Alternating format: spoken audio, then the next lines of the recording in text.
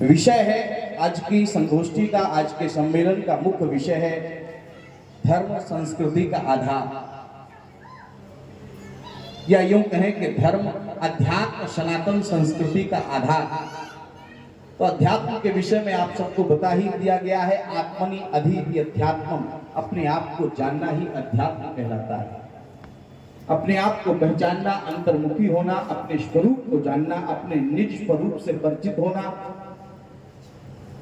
अपने ब्रह्म स्वरूप को जानना, उसी को ब्रह्मा कुमारी आत्म स्वरूप के रूप में कहती हैं, उसी को अध्यात्म कहते हैं। अब धर्म की बात आती है कि अध्यात्म धर्म का आधार है, निश्चित रूप से आधार है, लेकिन धर्म बचेगा तब। पहले धर्म कैसे बचेगा, धर्म की क्या स्थिति होगी, धर्म की परिभाषा तो हमारे सभी विद्वान बता ही चुके हैं, लेकिन इसलिए मैं उस पर नहीं जाऊंगा। जो एक विषय ज्वलंत समस्या एक छूट गई है, जहां दीदी ने चरित्र निर्माण से अपनी बात शुरू की और प्रारंभ में बीच में भी कहा कि आज चरित्र निर्माण का प्रश्न पीछे छूट चुका है, भोग विलास की प्रवृत्तियां बढ़ गई हैं, अर्थ का दास मनुष्य आत्म गौरव को कहां सोच पाता है, उसका स्वाभिमान तो नारी के कमर के केंद्र भाग में सिमट कर रह जाता है, उसके यौवन में दृष्टि फिसलाता हुआ आज का युवा ही शुरा और सुंदरी में डूब जाएगा, तो किसके पास रह जाएगा विवेका, किसके पास रह जाएगा विवेक, और कौन बनेगा विवेका। क्या क्षुद्र राजनीतिक हथकंडे अपना करके हम सामूहिक उन्नति के प्रश्न पर सोच पाएंगे? क्या धर्म और संस्कृति का संदेश देने वाला ये भारत फिर से मलेच्छों का गुलाम हो जाए?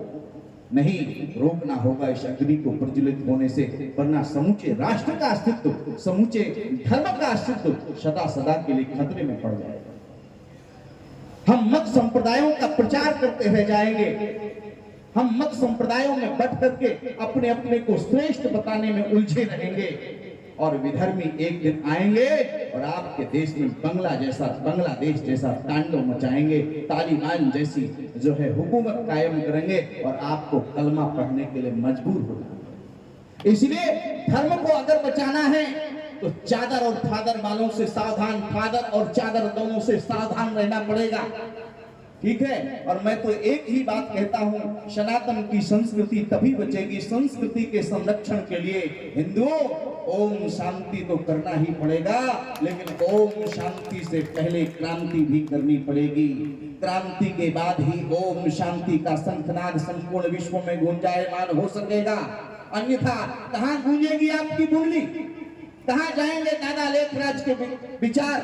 अगर पाकिस्तान दादा लेखराज के लिए मुफीद होता तो माउंट आबू में ये सेंटर दादा लेखराज नहीं बनाते, बल्कि लाहौर और कराची में बनाते, क्योंकि दादा लेखराज की जन्मभूमि वही थी। इसका मतलब है कि जहां आप अल्पसंख्यक होते हैं, जहां आप कम होते हैं, जहां आप घटते हैं, वहां से आपको बोरिया बिस्तर लेकर के भागना पड़ेगा, और पड़ोसी मुल्कों का हाल आप देख रहे हैं। अगर हिंदुस्तान से भगाए गए तो तुम्हारे लिए कोई देश शरण देने वाला भी नहीं है। इतनी बात सोच लेना, तभी ये धर्म और संस्कृति का आधार अध्यात्म आपके पास बचेगा, अन्यथा नहीं बचेगा। इसलिए अपने आप को संगठित कहिए, मत मतांतरों से ऊपर उठ करके, जातिवाद से ऊपर उठ करके, जाति की क्षुद्र मानसिकता से ऊपर उठ करके, मत मतांतर संप्रदायों की क्षुद्र मानसिकता से ऊपर उठ करके एक राष्ट्र एक सनातन के हित में सोचिए, और संगठित होकर के सनातन संस्कृति को बचाने के लिए हर हिंदू सेना हो, हर सनातनी सेना हो।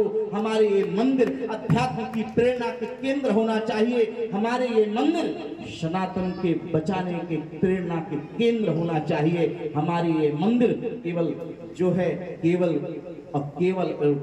है घंटी हिलाने और भक्ति की प्रेरणा के केंद्र नहीं होना चाहिए। ये मंदिर बचेंगे कैसे, यहाँ घंटी गुंजायमान सदियों तक होती रहे, इसके लिए मंदिरों को क्रांति का केंद्र बनाना पड़ेगा। इसलिए मित्रों, आपके गली में, आपके मोहल्ले में जितने भी मंदिर हों, उनकी आरती शाम को सारे आरती के बहाने सारे एकत्रित होइए, हनुमान चालीसा का पाठ करिए, योग व्यायाम जो भी है, ओम शांति ध्यान योग कुछ भी है, वो कार्यक्रम आपके मंदिरों में आयोजित होने चाहिए। ये ये मंदिर चैतन्यता का केंद्र हो गया।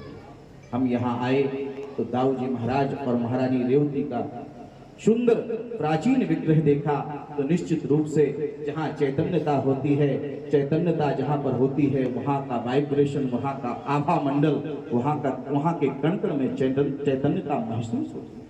बस मैं इतना ही कहूँगा कि सनातन संस्कृति को बचाने के लिए जो धर्म अध्यात्म एक आधार है, उस अध्यात्म की रक्षा करने के लिए, उस धर्म की रक्षा करने के लिए आप सबको एकजुट होकर के प्रयास करना होगा। आपको अपने मतभेद भुलाने पड़ेंगे। जब आप पिटते हैं तब कैंडल मार्च निकालते हैं, अगर इससे पहले ही निकाल लिया होता तो ये स्थिति उत्पन्न नहीं होती। सोमनाथ का मंदिर टूटा फिर भी तुम खामोश रहे, सोमनाथ का मंदिर टूटा फिर भी तुम खामोश रहे, जिसने चाहा तुमको लूटा फिर भी तुम खामोश रहे। सदियों का इतिहास हमारा कायरता की गाथा है। देखो इस आर्य संस्कृति का कितना कलुषित माथा है, और सहते सहते जुल्म तुम इस कगार तक आ पहुंचे। इस खतरे में है अस्तित्व तुम्हारा है, और त्रामण चल रहा है। इसलिए कहूंगा कि महाकाल प्रलयंकर का त्रिशूल उठाकर हाथों में एक बार तो कहो हिंदुओं हिंदुस्तान।